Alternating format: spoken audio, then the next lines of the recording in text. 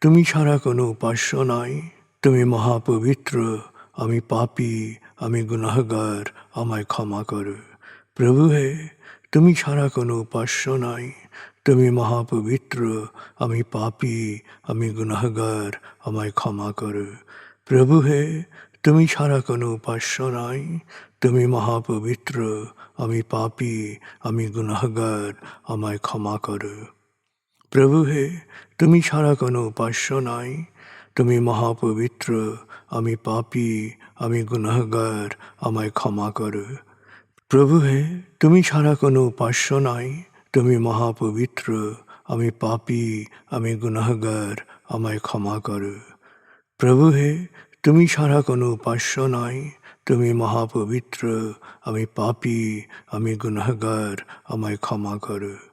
প্রভু হে, তুমি ছাড়া কোনো উপাস্য নাই। তুমি মহাপবিত্র, আমি পাপী, আমি গুনাহগার, আমায় ক্ষমা করো। প্রভু হে, তুমি ছাড়া কোনো উপাস্য নাই। তুমি মহাপবিত্র, আমি পাপী, আমি গুনাহগার, আমায় ক্ষমা করো। প্রভু হে, তুমি ছাড়া কোনো উপাস্য নাই।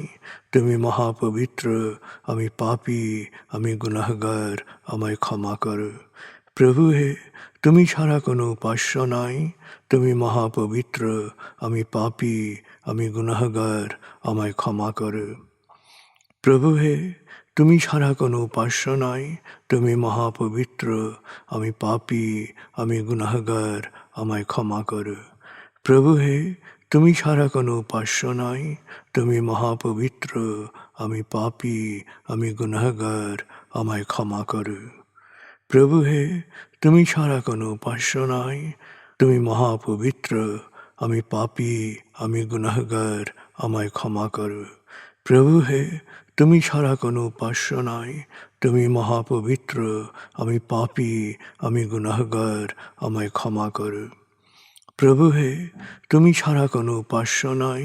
তুমি মহাপবিত্র, আমি পাপী, আমি গুনাহগার, আমায় ক্ষমা করো।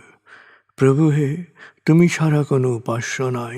তুমি মহাপবিত্র, আমি পাপী, আমি গুনাহগার, আমায় ক্ষমা করো। প্রভু হে, তুমি ছাড়া কোনো উপাস্য নাই। তুমি মহাপবিত্র, আমি পাপী, আমি গুনাহগার, আমায় ক্ষমা করো।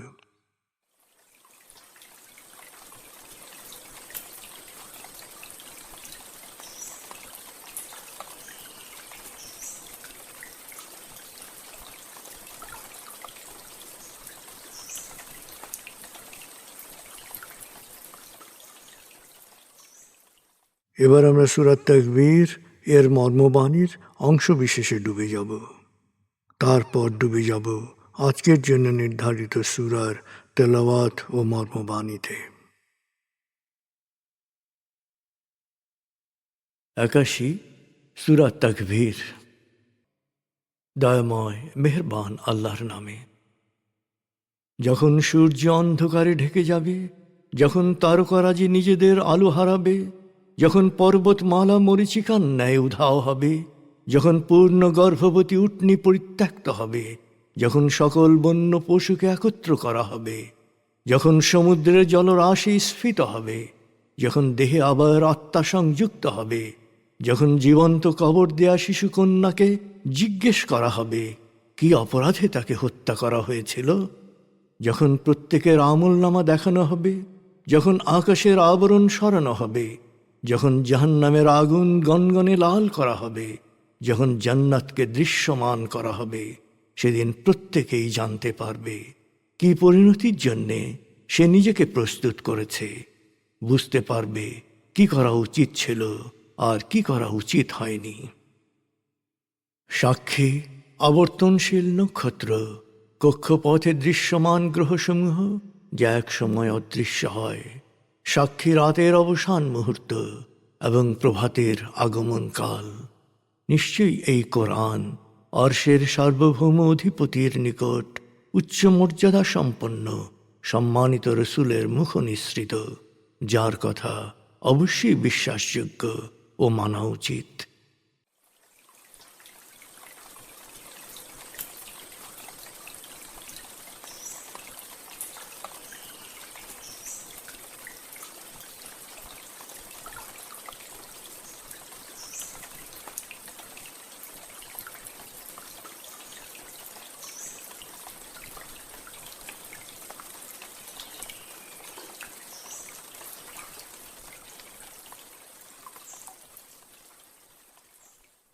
এবার আমরা সূরা ফাতহ 18 থেকে 29 আয়াতের তেলাওয়াত ও মর্মবাণীর গভীরে ডুবে যাব। 48 সূরা ফাতহ। بسم الله الرحمن الرحيم لقد رضي الله عن المؤمنين إذ يبايعونك تحت الشجرة فعلم ما في قلوبهم فأنزل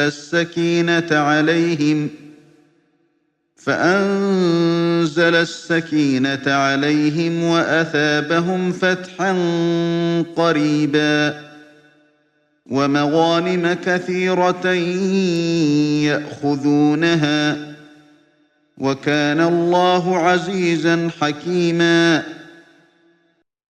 وعدكم الله مغانم كثيرة تأخذونها فعجل لكم هذه وكف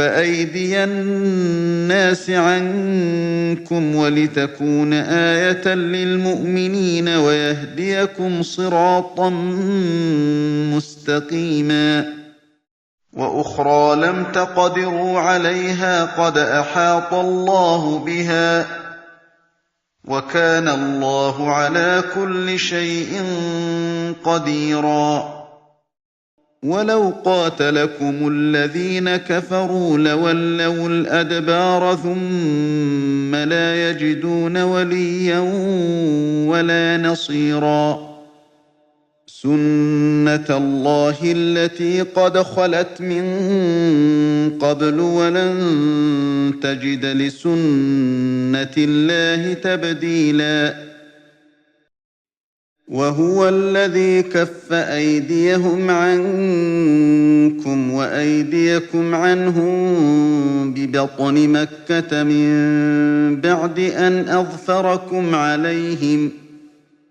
وكان الله بما تعملون بصيرا هم الذين كفروا وصدوكم عن المسجد الحرام والهدي معكوفا أن يبلغ محله ولولا رجال مؤمنون ونساء مؤمنات لم تعلموهم أن تطؤوهم فتصيبكم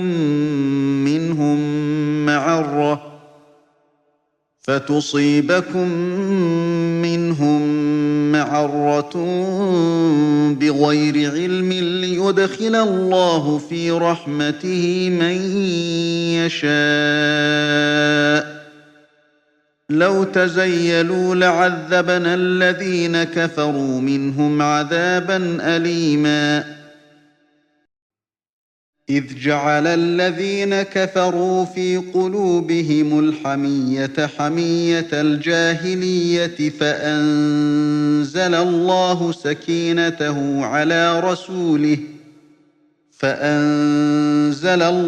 سكينته على رسوله وعلى المؤمنين وألزمهم كلمة التقوى وكانوا أحق بها وأهلها وكان الله بكل شيء عليما لقد صدق الله رسوله الرؤيا بالحق لتدخلن المسجد الحرام إن شاء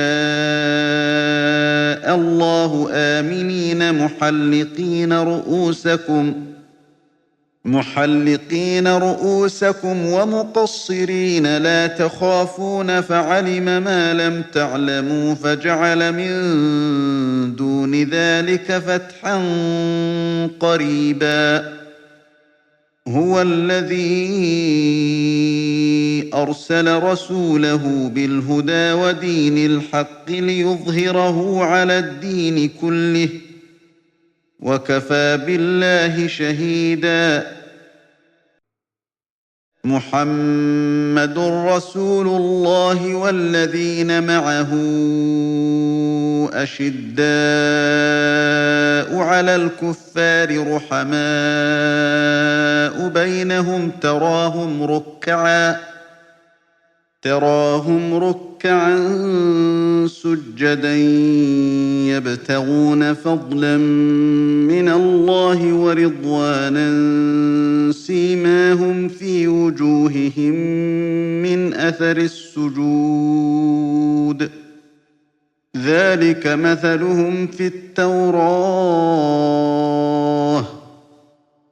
ومثلهم في الإنجيل كزرع أخرج شطأه فآزره فاستغلظ فاستوى على سوقه يعجب الزراع ليغيظ بهم الكفار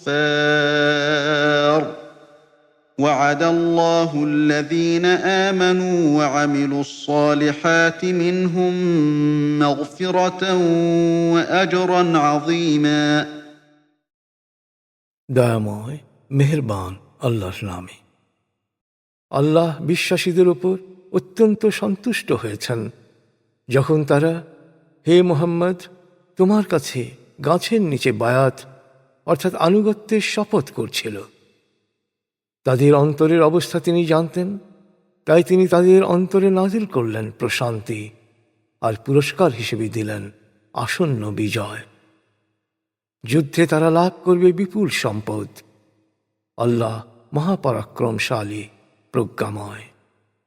হে বিশ্বাসীগণ, আল্লাহ তোমাদের প্রতিশ্রুতি দিয়েছেন তোমরা যুদ্ধে বিজয় ও বিপুল সম্পদের অধিকারী হবে। তিনি তোমাদের বিজয় ত্বরান্বিত করবেন। তিনি শত্রুর হাত থেকে তোমাদের রক্ষা করেছেন, যাতে অনাগত বিশ্বাসীদের জন্য এটি হয় এক উজ্জ্বল নিদর্শন। আল্লাহ সবসময় তোমাদের সরল পথে পরিচালিত করেন। আরও অনেক যুদ্ধলব্ধ সম্পদ তোমাদের জন্য অপেক্ষা করছে, যা এখনো তোমাদের অধিকারে আসেনি। আল্লাহ তা তোমাদের জন্য রেখেছেন। আল্লাহ সর্ববিষয়ে সর্বশক্তিমান। সত্য অস্বীকারীরা তোমাদের বিরুদ্ধে যুদ্ধে নামলে ওরা অবশ্যই পালিয়ে যেত। তখন ওদেরকে রক্ষা করার বা সাহায্য করার জন্যে কাউকেই পেত না। অতীতে এই ছিল আল্লাহর বিধান এবং ভবিষ্যতেও আল্লাহর বিধানে তুমি কোনো পরিবর্তন দেখতে পাবে না। আসলে আল্লাহর বিধান এ ব্যাপারে খুবই সুস্পষ্ট। সূরা আলে ইমরানের 139 নম্বর আয়াতে বলা হয়েছে, সত্যিকার বিশ্বাসী হলে তোমার উত্থান সুনিশ্চিত। আর সূরা রাদের 11 নম্বর আয়াতে বলা হয়েছে, ভেতর থেকে না বদলালে অর্থাৎ দৃষ্টিভঙ্গি না বদলালে আল্লাহ মানুষের অবস্থা বদলান না। আসলে এটাই হচ্ছে পরিবর্তনের ইতিবাচক ও নেতিবাচক শর্ত। আমি মক্কা অঞ্চলে তোমাদের বিজয় দান করার পর ওদের হাতকে তোমাদের বিরুদ্ধে এবং তোমাদের হাতকে ওদের বিরুদ্ধে নিরস্ত করেছি। তোমরা যা কিছু করো আল্লাহ তা দেখেন। ওরা তো সত্য অস্বীকারী। ওরা তোমাদের কাবাঘরে যেতে বাধা দিয়েছে।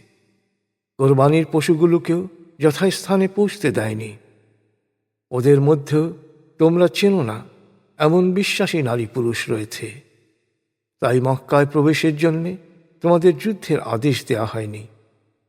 কারণ তখন যুদ্ধের আদেশ দেয়া হলে মক্কায় প্রবেশকালে তোমাদের অজ্ঞাতসারে যদি এই বিশ্বাসীরা নিহত হতো, তোমরা কলঙ্কিত হতে। তাই যুদ্ধকে নিবৃত্ত করা হয়েছে, যাতে আল্লাহ যাকে ইচ্ছা তাকে রহমতের ছায়ায় শামিল করতে পারেন। এই বিশ্বাসীরা আলাদা থাকলে আমি সত্য অস্বীকারীদের কঠিন শাস্তি দিতাম।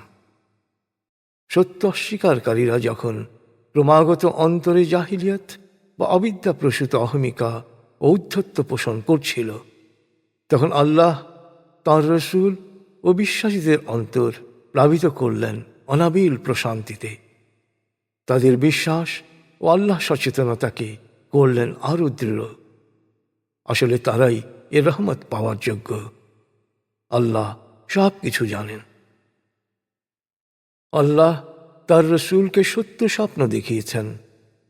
আল্লাহর ইচ্ছায় তোমরা অবশ্যই কাবা ঘরে নিরাপদে প্রবেশ করবে, কেউ কেউ মুণ্ডিত মস্তকে, কেউ কেউ চুল ছেটে। তোমাদের কোনো ভয় থাকবে না।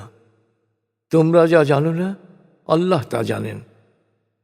এছাড়াও তিনি তোমাদের জন্য নিশ্চিত করেছেন আসন্ন বিজয়। আল্লাহ তাঁর রসূলকে হিদায়েত ও সত্য ধর্ম প্রচারের জন্য পাঠিয়েছেন এবং শেষ পর্যন্ত ধর্মের নামে প্রচলিত সকল মিথ্যের উপর এই সত্য ধর্মকে বিজয়ী করবেন। এই সত্যের সাক্ষী আল্লাহর মতো আর কেউ হতে পারে না। মুহাম্মদ আল্লাহর রসূল, তার সঙ্গীরা সত্য অস্বীকারীদের মোকাবেলায় দৃঢ় ও অনমনীয়, আর নিজেরা পরস্পরের প্রতি অত্যন্ত সহানুভূতিশীল। আল্লাহর রহমত ও সন্তুষ্টি কামনায় তোমরা তাদের রুকু ও সেজদায় নিমগ্ন অবস্থায় দেখবে। তাদের চেহারা ও আচরণে এ সেজদা অর্থাৎ সমর্পিত জীবনেরই প্রতিফলন ঘটবে। তাওরাত ও ইনজিলে তাদের উপমা হচ্ছে তারা এমন বীজের মতো যা অঙ্কুরিত হয়ে আস্তে আস্তে বড় হতে থাকে, একসময় কাণ্ডের উপর শক্ত হয়ে আকাশে মাথা উঁচু করে আর চাষিকে দেয় অপার আনন্দ। আল্লাহ একইভাবে বিশ্বাসীদের সমৃদ্ধ করবেন, আর তাতে সত্য অস্বীকারীদের অন্তর্জ্বালা বাড়তে থাকবে। বিভ্রান্তদের মধ্য থেকেও যারা বিশ্বাস স্থাপন ও সৎকর্ম করবে, আল্লাহ তাদেরকেও ক্ষমা ও মহাপুরস্কারের ওয়াদা করেছেন।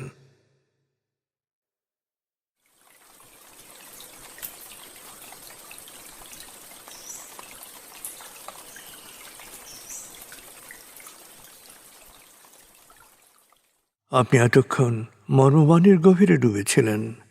এবার আপনার মনে মর্মবাণীর যে বিষয়গুলো দাগ কেটেছে সেই বিষয়গুলোর ভাবনায় ডুবে যান।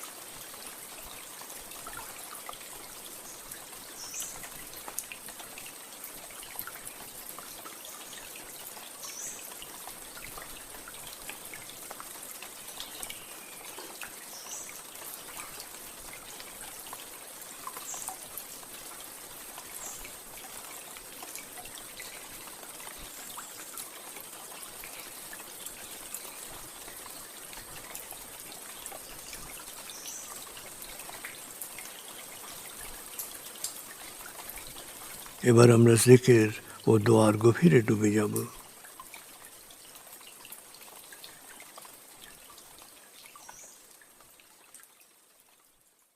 এবার হালকাভাবে চোখ বন্ধ করুন, লম্বা দম নিন, নাক দিয়ে দম নিন, আস্তে আস্তে মুখ দিয়ে দম ছাড়ুন।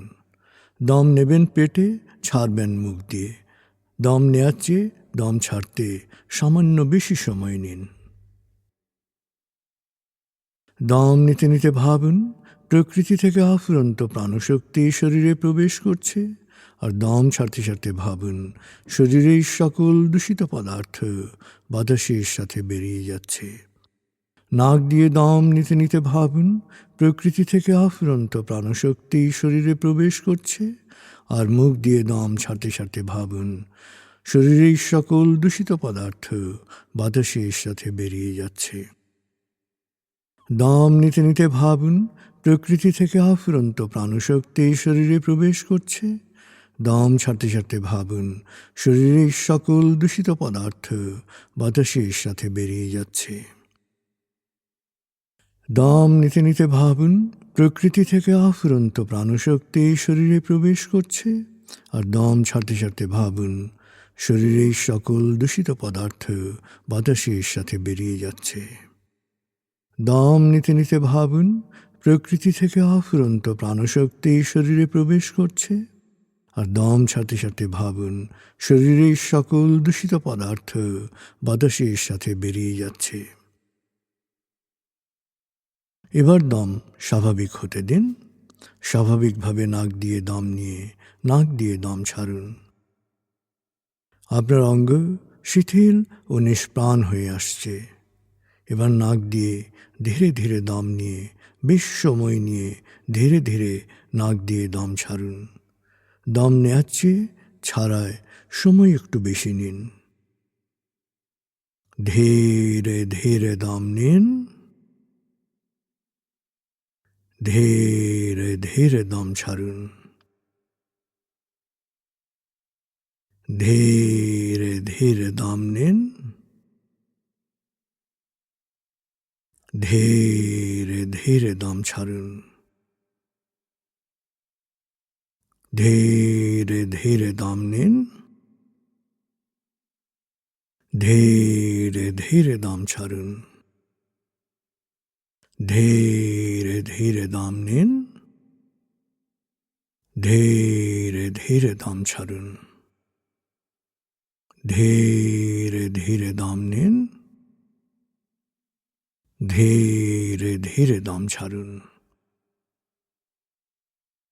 এবার দম স্বাভাবিক হতে দিন। আপনি এখন দম খেয়াল করুন। বাতাস নাক দিয়ে ফুসফুসে প্রবেশ করছে, আবার বেরিয়ে আসছে। আপনার পুরো মনোযোগ নাকে দমের প্রবেশ পথে দিন। বাতাস স্বাভাবিক যাওয়া আসা করুক, আপনি শুধু দম খেয়াল করুন।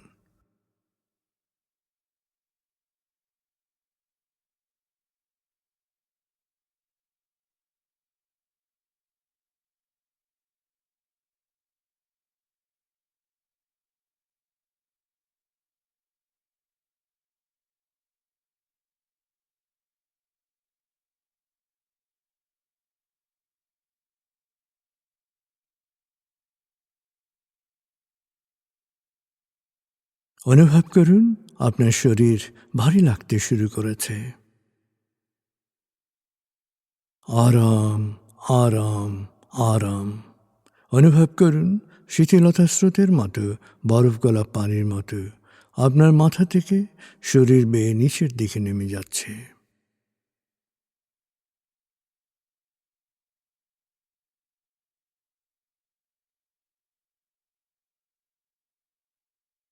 আপনি এখন পুরোপুরি শিথিল।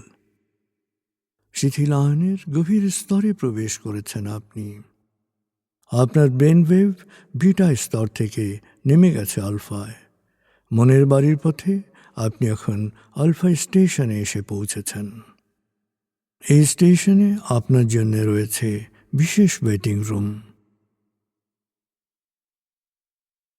আলফা স্টেশন থেকে আপনি এখন মনের বাড়িতে যাচ্ছেন। আমি গণনা শুরু করছি। 19,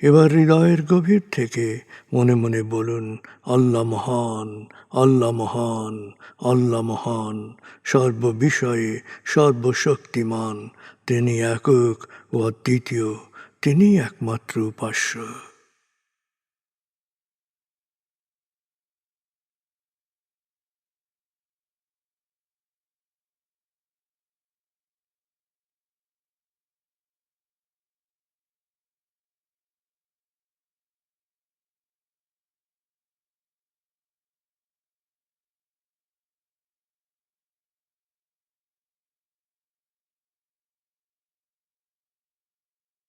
হৃদয়ের গভীর থেকে প্রার্থনা করুন, হে আল্লাহ, তুমি আমাদেরকে বিশ্বাসী, সৎকর্মশীল, সংঘবদ্ধ মানুষ হিসেবে কোয়ান্টাম ফাউন্ডেশনে একাত্ম করেছ।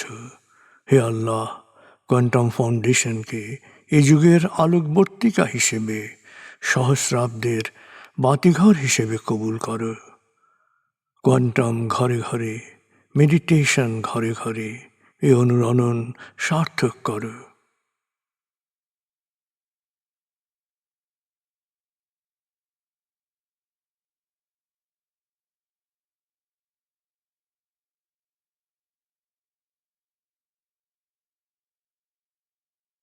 হে আল্লাহ, হে দয়াময়, হে মেহেরবান, কোয়ান্টাম ফাউন্ডেশনের সকল কার্যক্রম, শিক্ষা সেবা, শুদ্ধাচার, রক্তদান, এতিমান, প্রবীণ সেবা, চিকিৎসা সেবা, খতনা, মাতৃমঙ্গল, দাফন, কোয়ান্টাম মেথড কোর্স, এই সমস্ত কার্যক্রমকে সদকায়ে জারিয়া হিসেবে কবুল করো।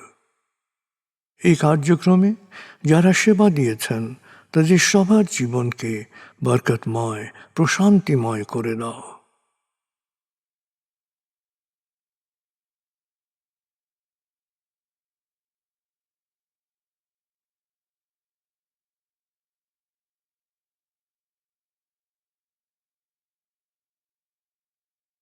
হে আল্লাহ, গত ৩০ বছর ধরে ফাউন্ডেশনের কাজগুলোকে গতিশীল রাখার জন্যে যারা নিয়মিত দান করেছেন, যারা এককালীন দান করেছেন, যারা জাকাত দিয়েছেন, যারা স্থাবর অস্থাবর সম্পত্তি দান করেছেন, তাদের সবার দানকে তুমি সৎ দান হিসেবে কবুল করো, সদকায়ে জারিয়া হিসেবে কবুল করো। তাদের পরিবারে সুখ ও প্রশান্তি দান করো, তাদের ধন সম্পত্তিতে বরকত দান করো।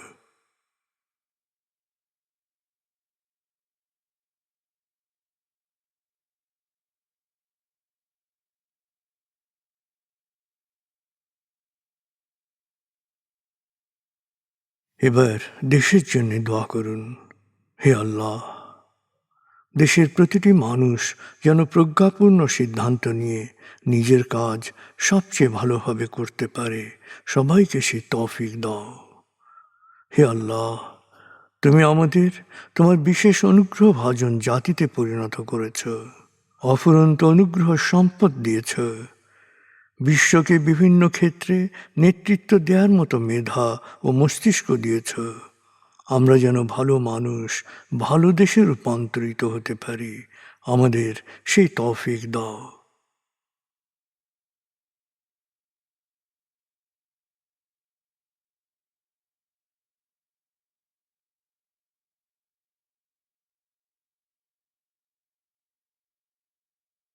ভালো মানুষ, ভালো দেশ, স্বর্গভূমি বাংলাদেশ। ভালো মানুষ, ভালো দেশ, স্বর্গভূমি বাংলাদেশ। ভালো মানুষ, ভালো দেশ, স্বর্গভূমি বাংলাদেশ। দেশের জন্যে প্রার্থনা করুন। দেশকে যেমন দেখতে চান সেভাবে প্রার্থনা করুন।